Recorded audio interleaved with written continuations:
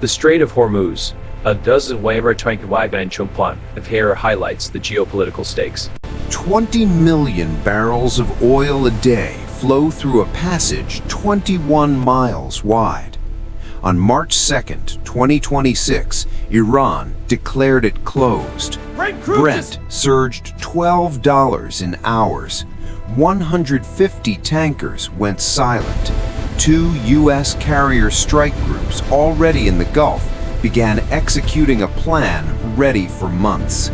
The question was never whether the strait would reopen, but how This map much shows of the two narrow Iran's shipping Navy lanes in the would Strait be of left Hormuz, when it separated did. by a central At buffer its zone. narrowest, the Strait of Hormuz measures just 21 nautical miles across, a distance so slight that a modern destroyer could scan both shores on a single radar sweep.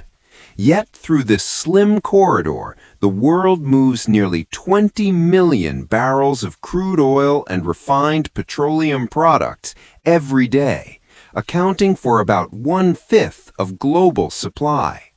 The same waterway carries close to 1/5 of the world's liquefied natural gas exports, with Qatar, Iran, and Oman funneling their output through these lanes toward Asia's hungry markets. On a normal day, more than 150 supertankers, LNG carriers, and product vessels converge in a tightly choreographed procession, each loaded with cargoes worth hundreds of millions of dollars. The geometry is unforgiving. 2 lanes, each just 2 miles wide, separated by a buffer zone.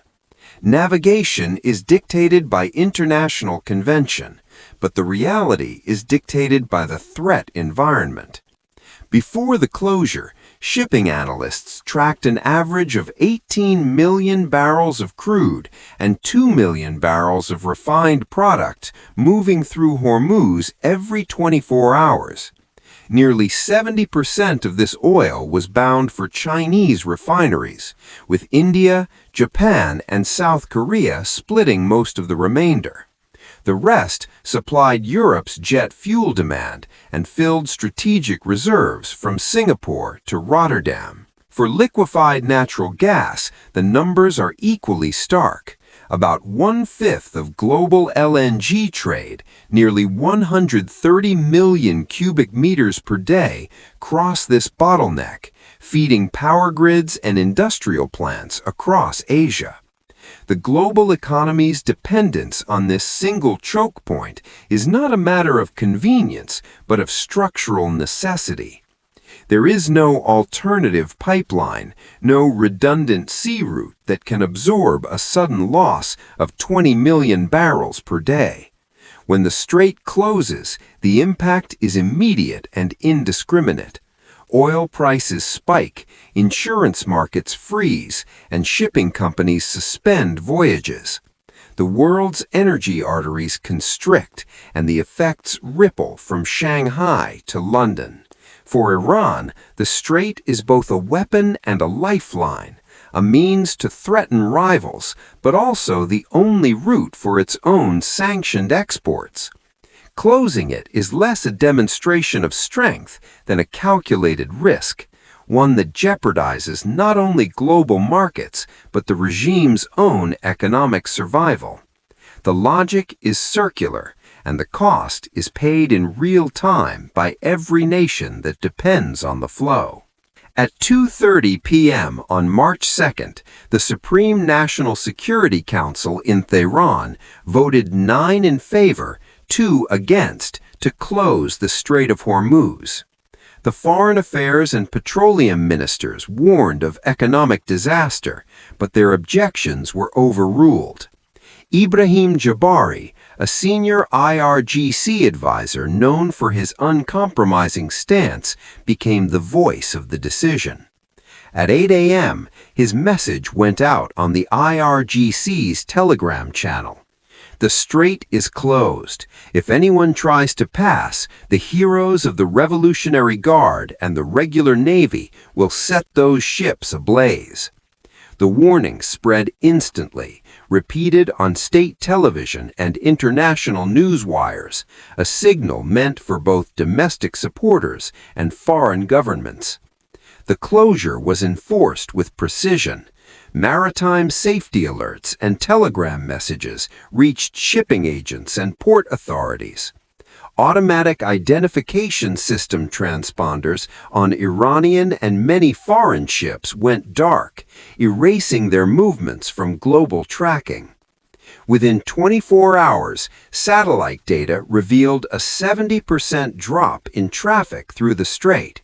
Where over 150 tankers and cargo vessels would normally pass, only a handful remained, most anchored at the edge, waiting for orders that never arrived. The consequences were immediate. 2 tankers, the MT Al-Khalij and ST Horizon, tried to run the blockade. Both were hit. Missiles and drones struck their hulls. The Al-Khalij leaked 4,000 tons of oil into the sea. The Horizon burned for hours before sinking. 3 crew members died. 8 were injured. The message was unmistakable. No ship would be spared if it challenged the closure. Insurance markets reacted with panic. War risk premiums for Gulf transits jumped from $1,200 to $5,800 overnight, then surged higher as Lloyd's, Zurich, and Allianz pulled coverage for Hormuz-bound ships. Charterers rushed to self-insure or reroute, but for most, the risk was now impossible to cover. By March 3rd, major shipping lines and oil companies had suspended all transits. The world's busiest maritime corridor had become a dead zone. Brent crude futures surged over 30%, topping $112 per barrel. Asian refiners and European buyers scrambled for alternatives. China, the Gulf's largest customer, faced a $6 billion spike in import costs. Iran's show of strength had begun to choke its own economy and its most important trading partner. Long before the IRGC's closure order, the United States had already stacked the deck in the Gulf. At the heart of the response sat the Fifth Fleet, headquartered in Bahrain, with 2 carrier strike groups, USS Abraham Lincoln and USS Gerald F. Ford, anchoring the American presence. These were not symbolic deployments. Each carrier brought a full air wing, including FA-18EF Super Hornets, EA-18G Growlers, and MH-60 helicopters backed by Aegis-equipped destroyers like USS John Paul Jones and USS The Sullivans.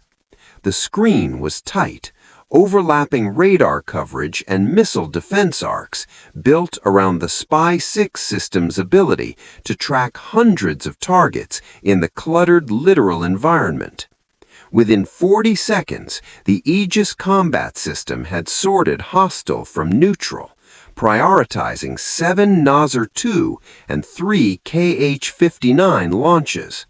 SM-6 interceptors streaked out in rapid succession, achieving kill confirmations on 4 Nasr-2 and 2 KH-59 before the rest were shredded by close-in weapon systems. On the surface, MH-60R Seahawks dispatched 3 IRGC boats that had slipped inside the defensive perimeter. The next phase was not defensive.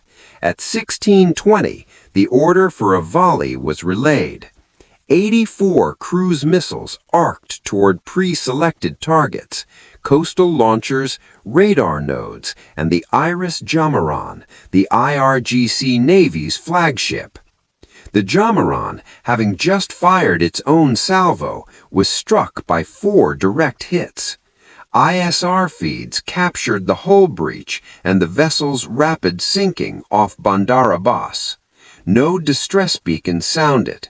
The ship's AIS had been dark since the opening shots.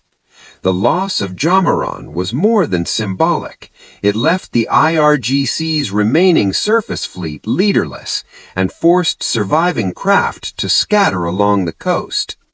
Meanwhile, the mine countermeasures ships USS Osprey and USS Richmond moved into the northern and southern approaches.